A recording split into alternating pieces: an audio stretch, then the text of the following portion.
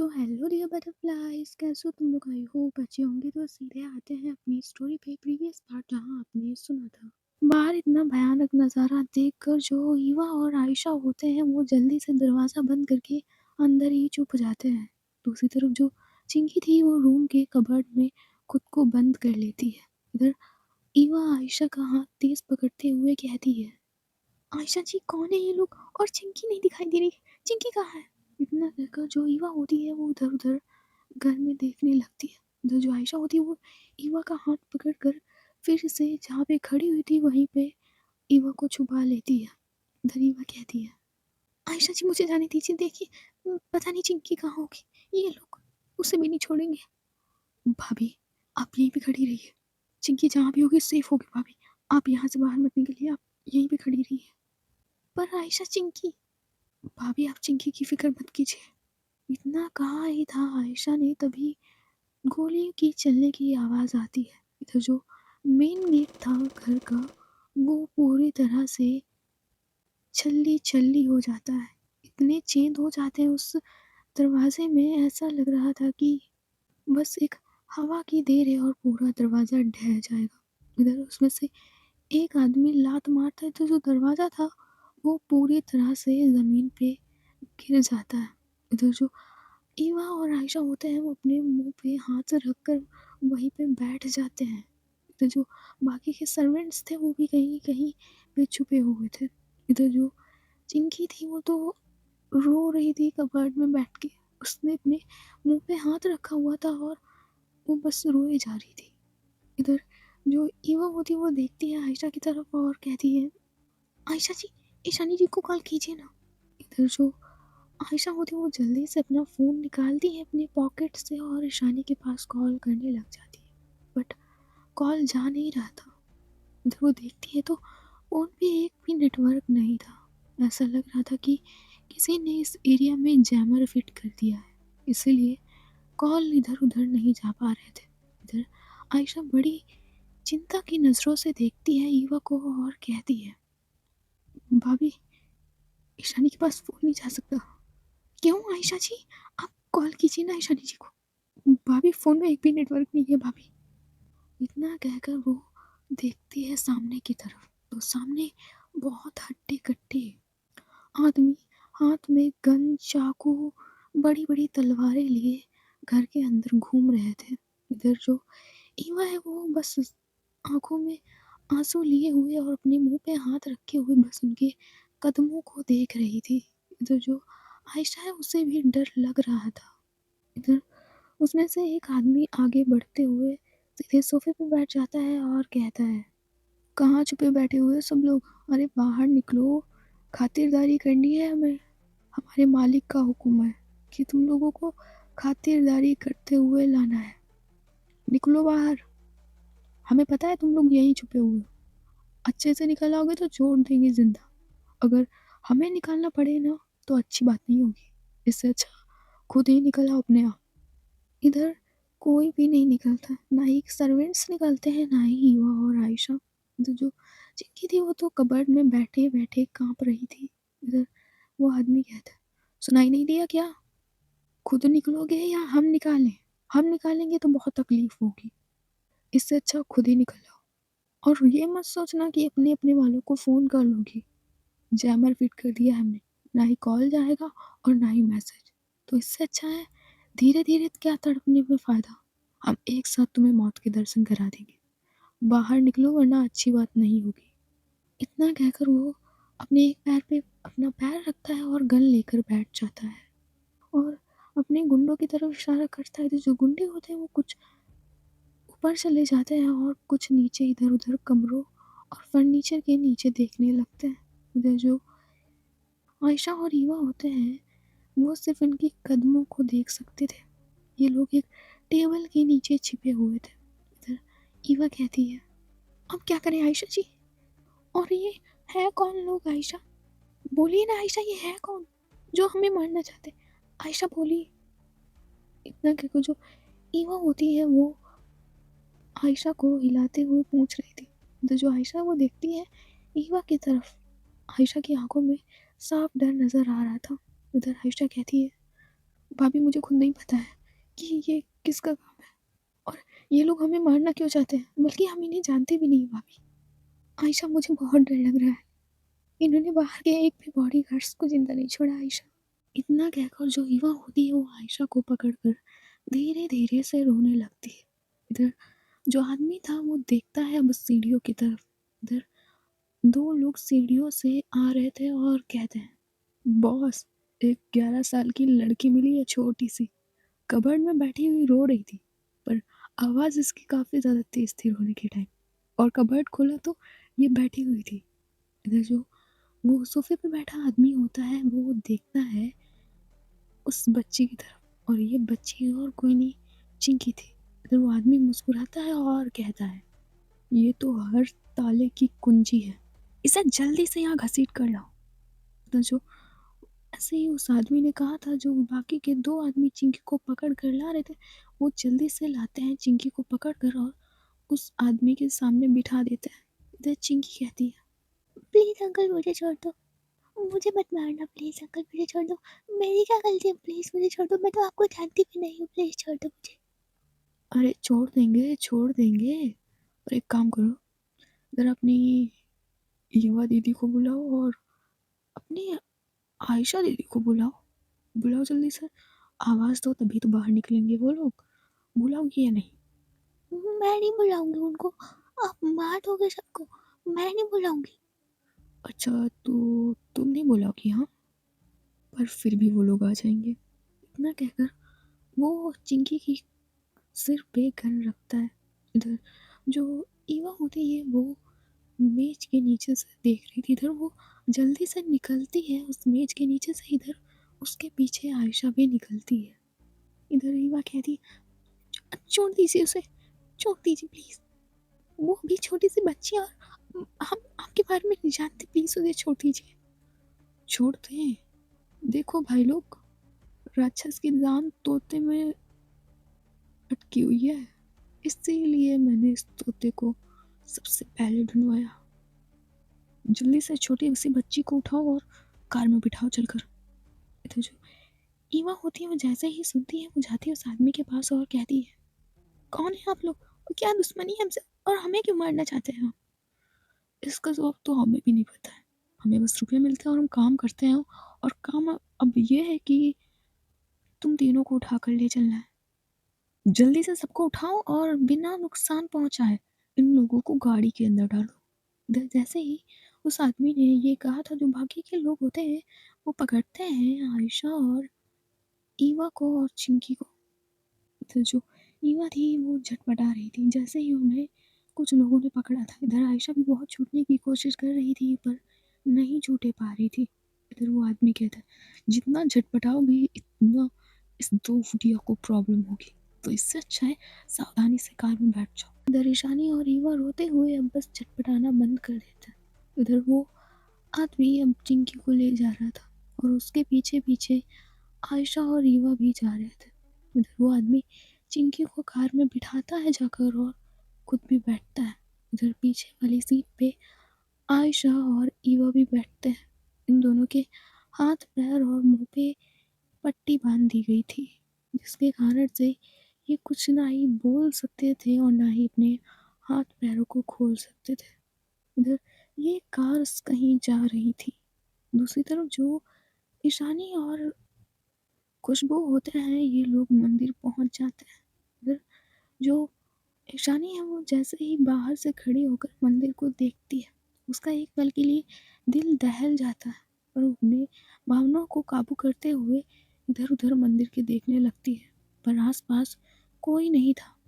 इधर जो ईशानी होती है वो जल्दी से अपना फ़ोन निकालती है और कॉल करने लगती है उस इंस्पेक्टर को। इधर ईशानी कहती है, इंस्पेक्टर दिखाई क्यों नहीं दे रहे मुझे बुलाकर, तुम कहाँ हो? वो I am sorry miss Kapoor, पर मुझे अर्जेंट कमिश्नर साहब का फ़ोन आ गया तो मैं मंदिर से सीधे पुलिस स्टेशन आ गया।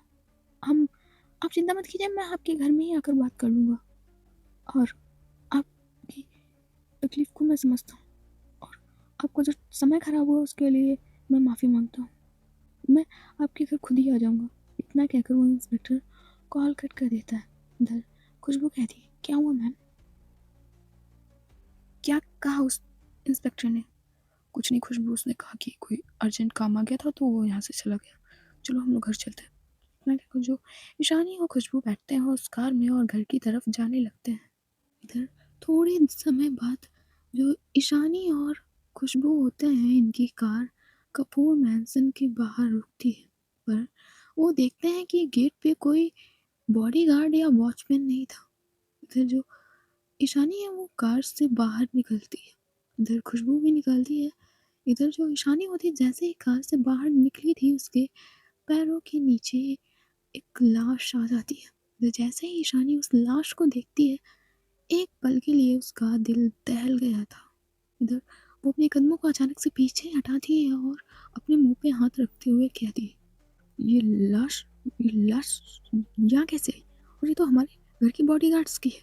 इतना कहकर वो आगे बढ़ने लगती है खुशबू के साथ। इधर जो खुशबू और ईशानी होता है, जैसे ही ये नज़ारा देखते हैं गार्डन एरिया का, कम से कम 50-60 लोग मरे हुए और कोई कोई तड़प रहा था। इधर ईशानी जाती है कुछ लोगों के पास और कहती है, किसने किया ये?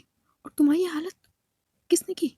उधर वो आदमी कुछ बोलने की ट्राई करता है पर वहीं पे अपना दम तोड़ देता है। इधर जो ईशानी होती है वो देखती है घर की तरफ जिसका दरवाज़ा टूटा हुआ था। इधर ईशानी जल्दी से भाग कर जाती है खुशबू के साथ घर के अंदर।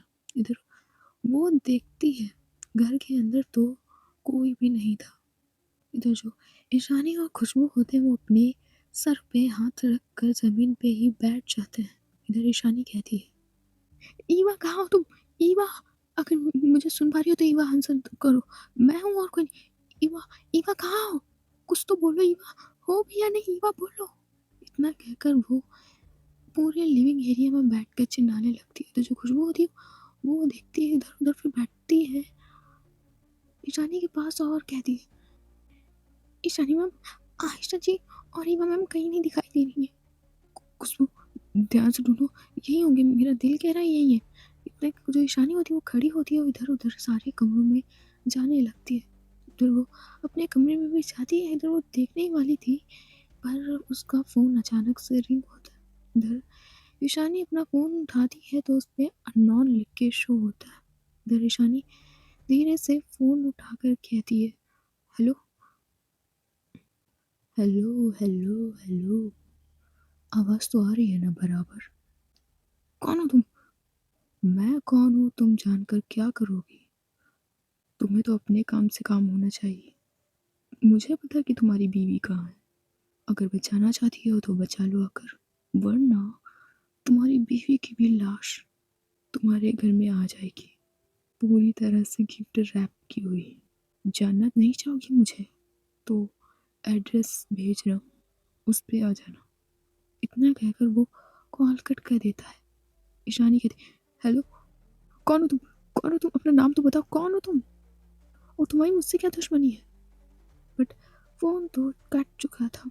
इधर जो ईशानी है वो जल्दी से भाग कर आती है खुशबू के पास और कहती है, खुशबू जल्दी से चलो, मुझे अभी किसी का फ़ोन आया था। इतना कहकर वो सारी बात बताती है खुशबू को।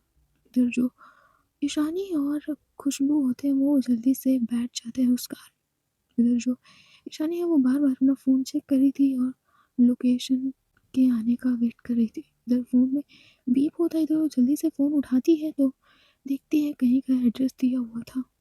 इधर ईशानी कार की स्पीड को और भी तेज करती, इधर ईशानी और खुशबू के आंखों में आंसू थे, चेहरे पे बेचैनी और साफ डर था इनके चेहरे पे। दूसरी तरफ जो आयशा और ईवा होते हैं वो एक चेयर से बंधे हुए थे।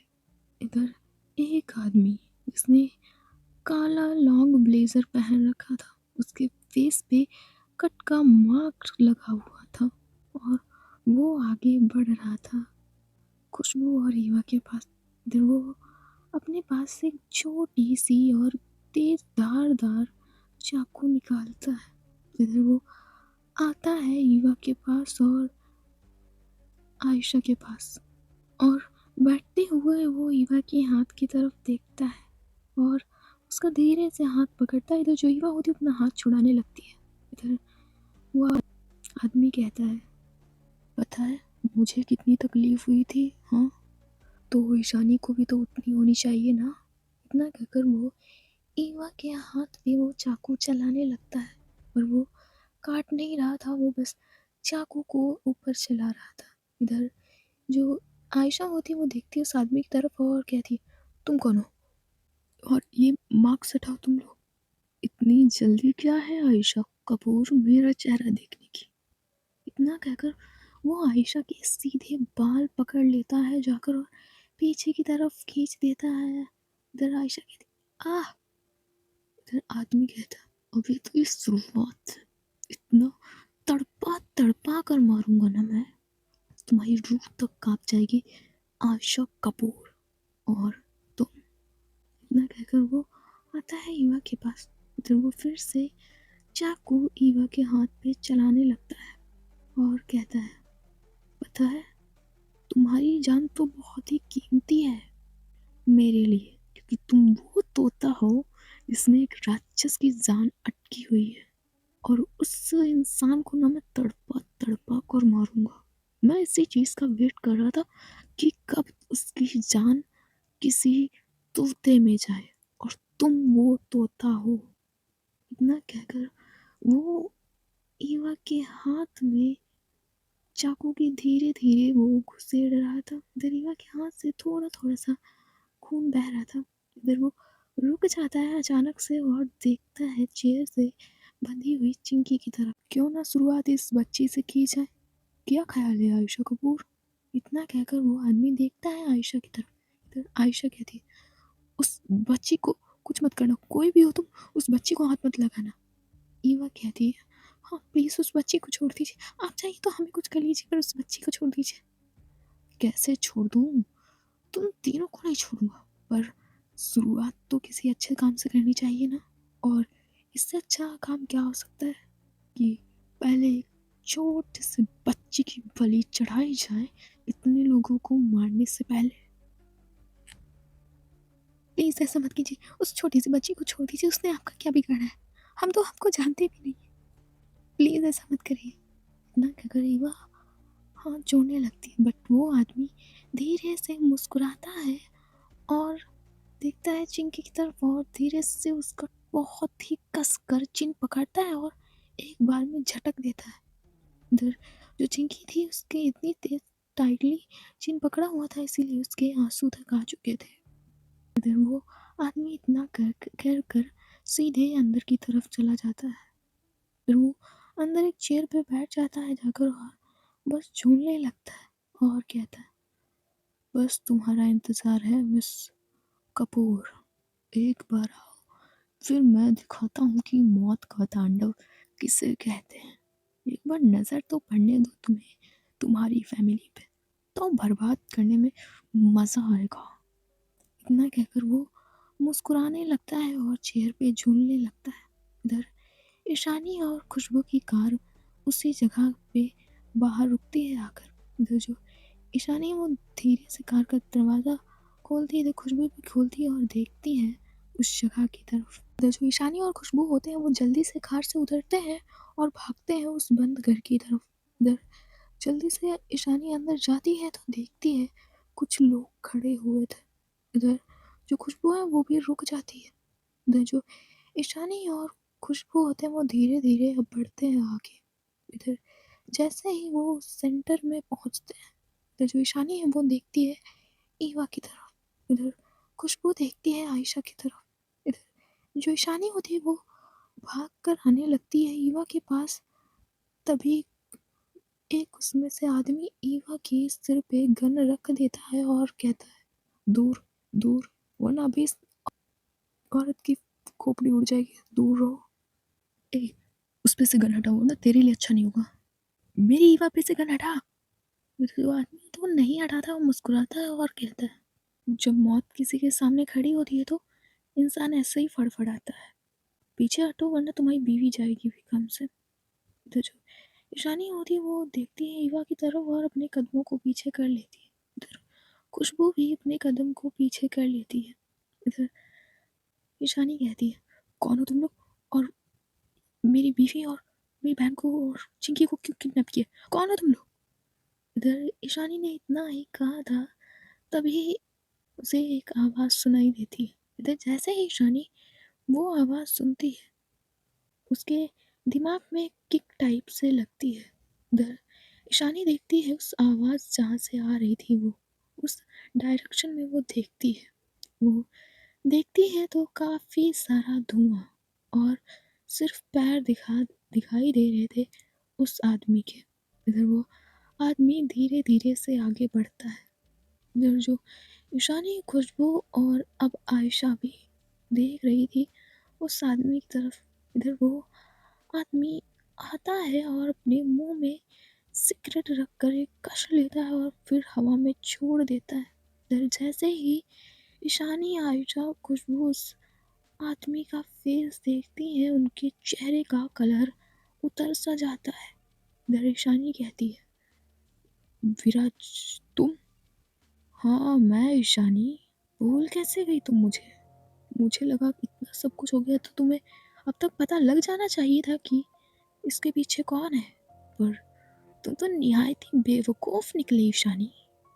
मुझे भूल गई ईशानी। पर तुम तो मर गए थे ना विराज? फिर कैसे? हाँ मैं तो मर गया था ना, तो मैं कैसे जिंदा हो सकता हूँ? हाँ यही सोच रही हो ना तुम?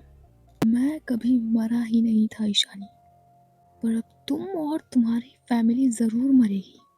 और जैसे वो ब्लास्ट हुआ ना, और तुम्हारी पूरी फैमिली स्वाहा। चाहता तो मैं तुम्हें भी मार सकता था, पर इतनी आसानी से मौत नहीं दूंगा। जैसी मेरी फैमिली तड़पी है ना ईशानी, वैसे तुम भी तड़पोगी। तिल तिल कर मरोगी तुम। एक एक आंसू तुम्हारा खून बहकर बहेगा।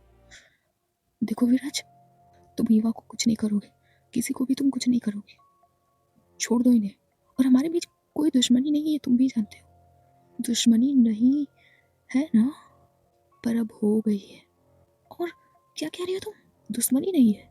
तुम्हारी दुश्मनी मुझसे उसी दिन से चालू थी जब तुम्हारे दादाजी ने मेरे दादाजी को मारा था। विराज, पर तुम्हारे दादाजी ने गलत किया था। उनकी वजह से कई हजारों लोगों की जान गई थी, इसीलिए मेरे दादाजी ने तुम्हारे दादाजी को मारा था। समझे तुम? इधर जो विराज होता है वो सिर्फ मुस्कुराता है ईशानी की तरफ देखकर। इधर वो कुछ लोगों को इशारा करते हैं। जैसे ही उसने कुछ लोगों को इशारा किया था, वो लोग ईशानी और खुशबू को पकड़ लेते हैं बहुत कसकर। इधर जो विराज होता है वो सामने जाकर एक चेयर पे बैठ जाता है और कहता है, कुछ भी हुआ हो, पर तुम्हारे दादाजी ने मेरे दादाजी को मारा ना, अब इसका खामियाजा तुम भुगतोगी। किसको मारूं ईशानी? तुम्हारी बीवी को, या तुम्हारी बहन को, या इस छोटी सी बच्ची को, या तुम्हारे पास खड़ी उस खुशबू को?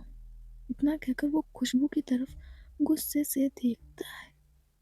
ईशानी कहती, विराज तुम ऐसा कुछ नहीं करोगे और छोड़ो मुझे। तुम्हें छोड़ दो ईशानी? नहीं, तुम्हें तो एक पल में भी मारने में मुझे ना तुम पे ही तरस आ जाएगा। मैं तुम्हें इतना दर्द देना चाहता हूँ, इतना दर्द कि तुम तड़पो। तुम्हारे ना एक एक रोम से बस आंसू निकले, वो भी खून के, और वो निकलेंगे। इतना कहकर वो खड़ा होता है और जाता है चिंकी के पास। इधर जो चिंकी होती है वो देख रही थी विराज की तरफ और कहती है, प्लीज मुझे छोड़ दो ना अंकल, मैंने आपका क्या बिगाड़ा है, मुझे छोड़ दो ना। तुमने मेरा कुछ नहीं बिगाड़ा, पर क्या करूं? तुम जिसके साथ रिश्ते में बंध चुकी हो ना बेटा, उसके लिए तुम्हें मरना होगा। ईवा कहती है, देखिए मैं आपको नहीं जानती और आपके और ईशानी जी के बीच में क्या है, पर प्लीज चिंकी और हम सबको छोड़ दीजिए। मैं आपके सामने हाथ जोड़ती हूँ, प्लीज छोड़ दीजिए। छोड़ दूंगा, चलो छोड़ दूंगा। तुमने कहा, मैंने छोड़ दूंगा। पर मेरी एक कंडीशन है। मैं तुम्हारी बहन को छोड़ दूंगा, पर तुम्हें कंडीशन माननी पड़ेगी मेरी। कैसी कंडीशन? कंडीशन ये है कि इतना कहकर वो ईवा के हाथ में गन पकड़ाता है और कहता है, तुम्हें एक को चुनना पड़ेगा। अपनी बहन को चुनो या अपनी ईशानी को? एक को चुनो। किसको चुनोगी ईवा? बोलो। तो जो ईवा होती है वो देख रही थी चिंकी की तरफ और फिर देखती है ईशानी की तरफ। फिर जो अंकित होता है, जो विराज होता है, वो आता है चिंकी के पास और चिंकी की चेयर को पकड़ता है और खींच कर उसकी चेयर को ले जाता है सेंटर में। और वो देखता है एक आदमी की तरफ। तो वो जो आदमी था वो जाता है कॉर्नर में और एक डंडा उठा के देता है जिसपे तार लपेटे हुए थे कटीले। इधर जैसे ही ईशानी, ईवा, आयशा, खुशबू ये देखते हैं, इधर जो ईशानी होती है वो देखती है विराज की तरफ और कहती है, विराज तुम उस छोटी सी बच्ची के साथ क्या कर रहे हो? उसकी कोई गलती नहीं है, दुश्मनी हमारे और तुम्हारे बीच है, उसको छोड़ दो, उसने तुम्हारा क्या बिगाड़ा है? ईशानी, ईशानी, ईशानी, मारना तो मैं तुम्हें ही मार देता, पर मुझे वो मज़ा चाहिए जो मैं लेना चाहता था और वो मुझे मिल रहा है। ईवा, मैं तुम्हारी बहन को मारूं या तुम ईशानी को मारोगी? हाँ, बोलो। इतना कहकर वो धीरे से वही डंडा नुकीला बढ़ाने लगता है चिंकी की तरफ। इधर जो चिंकी है वो चेयर हिलाने लगती है। इधर आयशा, ईवा, खुशबू, ईशानी कहते हैं, विराज ये मत करो, वो छोटी सी बच्ची, उसको छोड़ दो प्लीज, जो कुछ करना है हमारे साथ करो ना। इसीलिए तो मैं कह रहा हूँ ना कि चिंकी के साथ कुछ हो जाए या ईवा तुम्हारे साथ कर दे। ईवा चूज करो वरना मैं ये रख दूंगा भी। इतना कहकर जो विराज होता है वो चिंकी के हाथ पे वो कटीला डंडा मारने जाने वाला था, बट जो ईवा होती है वो रोक लेती है और कहती है, रुक जाइए, ये हुई ना बात, शूट करो ईशानी को। इतना कहकर वो एक आदमी की तरफ देखता है जो ईवा की पूरी तरह से हाथ खोल देता है। इधर जो ईवा होती है वो देखती है ईशानी की तरफ। इधर आयशा कहती है, भाभी ऐसा मत कीजिएगा, ईशानी को नहीं मार सकती आप तो ईशानी से प्यार करती है ना, छोड़ दीजिए ईशानी को। इधर खुशबू कहती, मैम आप ईशानी मैम को शूट मत करना प्लीज मैम। ईशानी कहती है, शूट कर दो ईवा, मैं मर गई ना तो सारा गेम ओवर हो जाएगा, सारा गेम, और चिंकी और सब लोग बच जाओगे। अगर मैं जिंदा रही तो ये किसी को नहीं छोड़ेगा, मैं तो मरूंगी, इससे अच्छा तुम मुझे मार दो। इधर जो ईवा थी वो रोते हुए देखती है एक बार चिंकी की तरफ, भी देखती ईशानी की तरफ, उसके हाथ कांप रहे थे। इधर विराज कहता है, जल्दी करो मेरे पास टाइम नहीं है तुम्हारे ये मैनो ड्रामा देखने का, शूट करो ईवा, शूट करो। इधर जो ईवा होती है वो अचानक से गन को मोड़ लेती है विराज की तरफ। इधर वो गन चलाती है बट गन पूरी तरह से खाली थी। इधर जो विराज होता है वो मुस्कुराता है और मुस्कुराते हुए अपनी चेयर पे बैठ जाता है और उसे आगे पीछे करते हुए कहता है, तुम्हें क्या लगा ईवा कि मैं इतना बेवकूफ़ हूँ कि तुम्हें एक लोडेड गन दे दूंगा? मुझे पता था तुम ऐसा नहीं करोगी, पर ये गलती तुम्हें भारी पड़ेगी। इतना कहकर विराज अचानक से उठता है और खींच के मारता है पंच सीधे युवा के मुंह पे। जो ईवा होती है वो गिरती है जाकर बहुत तेज जमीन पे, उसके मुंह से थोड़ा सा खून निकल आया था। इधर जो ईशानी और खुशबू होती हैं वो जुटाने की कोशिश करते हुए कहते हैं, विराज अपनी जान प्यारी ना हो तो तुम ईवा पे हाथ उठाना, वरना तुम मौत से भी बदतर जिंदगी जियोगे। ईशानी तुम्हारे सामने खुद मौत खड़ी है, तुम मुझे मरने की धमकी दे रही हो। इतना कहकर वो जाता है ईवा के पास। तो जो ईशानी थी वो झटपटा रही थी पर बहुत सारे लोगों ने उसे पकड़ रखा था, इसीलिए वो उनकी चंगुल से छूट ही नहीं पा रही थी। इधर आयशा भी अपना चेयर पे पूरी तरीके से जोर लगा रही थी। इधर विराज सीधे जाकर ईवा के बालों को पकड़कर खींचने लगता है और कहता है, अरे रे रे रे रे रे, ऐसी हालत, तुम्हें मेरे भाई अंकित से शादी कर लेनी चाहिए थी ना, खुश रहती तुम, पर अब तुम मरोगी। इतना कहकर वो खींचने लगता है ईवा के हेयर्स और उसे घसीटते हुए ले जा रहा था।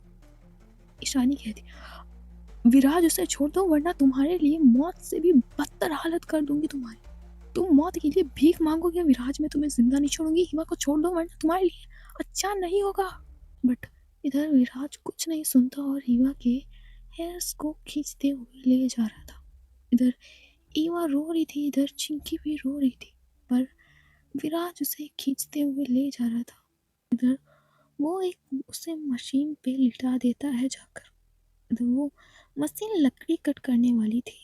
इधर जैसे ही ईशानी उस मशीन को देखती है, वो देखती है विराज की तरफ और कहती है, विराज तुम ऐसा नहीं करोगे, तुम ईवा को छोड़ दो ना, मेरे से बदला लेना है ना तुम्हें, तुम मुझसे लो, ईवा को छोड़ दो, ईवा को छोड़ दो। हाँ लो, छोड़ दिया ना, कहकर वो एक बटन प्रेस करता है, जो ईवा के हाथ होते हैं वो बेल्ट से बंध जाते हैं। वो धीरे धीरे मशीन उस कटर की तरफ बढ़ने लगती है। इधर जो ईशानी थी वो अपने हाथों को जोड़ने की कोशिश करने लगती है। जैसे ही विराज ये देखता है, वो अपने आदमियों को उसे छोड़ने का इशारा कर देता है। इधर जो आदमी होते हैं वो ईशानी को छोड़ देते हैं। इधर जो ईशानी थी वो हाथ जोड़ कर बैठ जाती है विराज के सामने और कहती है, मैं तुम्हारे आगे हाथ जोड़ती हूँ विराज, प्लीज प्लीज ईवा को छोड़ दो, तुम्हें मुझे जितनी तकलीफ देनी है ना मुझे दे दो, पर ईवा को छोड़ दो, ईवा को छोड़ दूँ। हाँ, इतना कहकर विराज आता है ईशानी के सामने और खड़ा होता है। इधर वो ईशानी की नेक को कसकर पकड़कर उसे ऊपर करता है और कहता है, तुम्हें ना इस तरह से अपने लिए गिड़गिड़ाते हुए इतना देखकर अच्छा लग रहा है ना ईशानी, मैं बता नहीं सकता हूँ। उस मशीन की जरा स्पीड को थोड़ा सा स्लो करो। जैसे ही उसने कहा था, जो वहाँ के आदमी 2-3 लोग होते हैं उस मशीन की स्पीड को थोड़ा धीमा करते हैं। उधर ईवा उस मशीन पे झटपटा रही थी। कुछ ही देरी दूरी पे वो कटर रह गया था। इधर विराज देखता है ईशानी की तरफ और ईशानी की नेक को छोड़ देता है। इधर वो देखता है एक आदमी की तरफ, इधर वो आदमी डंडा फेंकता है विराज की तरफ।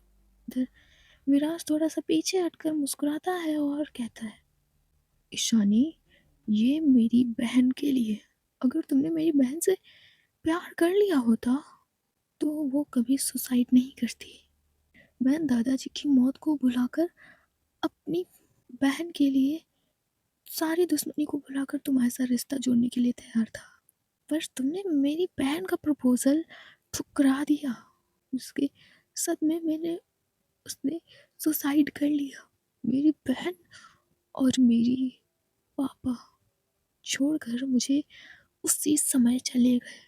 अंकित तुम्हारी बहन पागल थी, मैंने उसे कभी प्यार से देखा ही नहीं, अरे मैंने उससे कभी बात ही नहीं की, तो प्यार तो बहुत दूर की बात है, और मुझे प्यार से ही नफरत है। इतना सब कुछ हो गया पर तुम्हारी अकड़ नहीं गई ईशानी।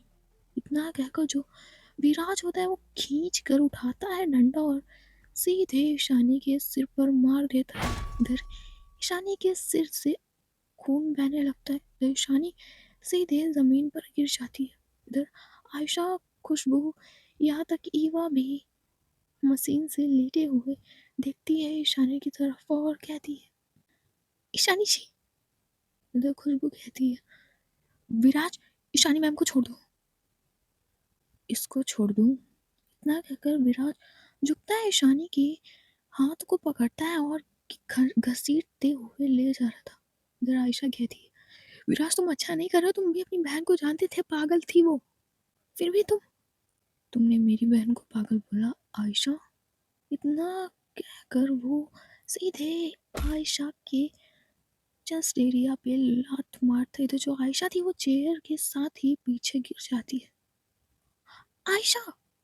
तो खुशबू देखती है विराज की तरफ और कहती है, विराज तुमने आयशा को मारकर अच्छा नहीं किया, क्या कर लोगी तुमसे तो मेरा पुराना हिसाब है खुशबू, तुम्हें तो भी देखूंगा मैं।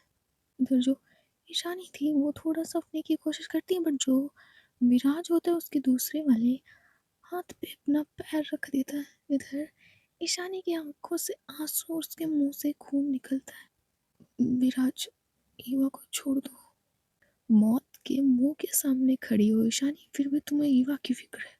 चलो एक मौका दिया तुम्हें, जाओ और ईवा को बचा लो जाकर, जाओ। इतना कहकर वो ईशानी के हाथ को छोड़ देता है, उसके हाथ पे से अपना पैर भी हटा लेता है। इधर वो थोड़ा सा दूर खड़ा हो जाता है ईशानी से और कहता है, जाओ वो स्विच बोर्ड बंद कर लो जाकर और अपनी ईवा को बचा लो, जाओ बचा लो ना। इधर जो ईशानी होती है वो देख रही थी ईवा को मशीन पे लेटे हुए। इधर वो धीरे से रेंगते हुए बढ़ने लगती है। इधर जो विराज होता है वो धीरे से मुस्कुराता है और वही डंडा उठाता है और फिर से ईशानी की बैक पे बहुत तेज मारता है और कहता है, ये मेरे भाई के लिए जो तड़प तड़प कर जिंदा जल गया। तुमने उस बेरहमी से मारा था ना ईशानी। इधर जो ईशानी थी वो बस सेवा की तरफ देखकर रेंगते हुए जा रही थी। इधर विराज एक और खींच के मारता है ईशानी को। इधर ईशानी के मुंह से खून का फव्वारा टाइप में निकलता है। इधर खुशबू कहती, ईशानी मैम, ईशानी जी। बट जो ईशानी होती है वो उस स्विच की तरफ बढ़ना नहीं बंद करती है। इधर वो थोड़ा सा और बढ़ती है और उसका हाथ बस स्विच बोर्ड तक पहुंचने ही वाला था। इधर वो बंद करने वाली होती है उस जमीन में कि थोड़ा सा ऊपर लगे स्विच बोर्ड को, बट जो अंकित होता है उसके पैर पे लात रख के उसे दबाने लगता है। पता है ईशानी, तुम्हें इस तरह से तड़प तड़प कर आज दिल को करार मिल रहा है। इतने सालों से इस पल का इंतजार था मुझे, और देखो वो पल मुझे नसीब हो रहा है। इतना कहकर वो अच्छे से पीछने लगता है ईशानी के हाथ को। जो ईशानी होती है धीरे से कोशिश करती है अपना दूसरा हाथ ले जाकर वो स्विच बोर्ड पे रखती है। उसका हाथ पूरी तरह से लाल हो चुका था, खून से सन चुका था। इधर वो धीरे से उस स्विच बोर्ड को बंद कर देती है। इधर वो देखती है ईवा की तरफ, तो कुछ ही सिर्फ आधे हाथ की दूरी पे ईवा का सर कटने से बचा हुआ था। विराज कहता है, ओ सच्चा प्यार तो और भी मजा आएगा।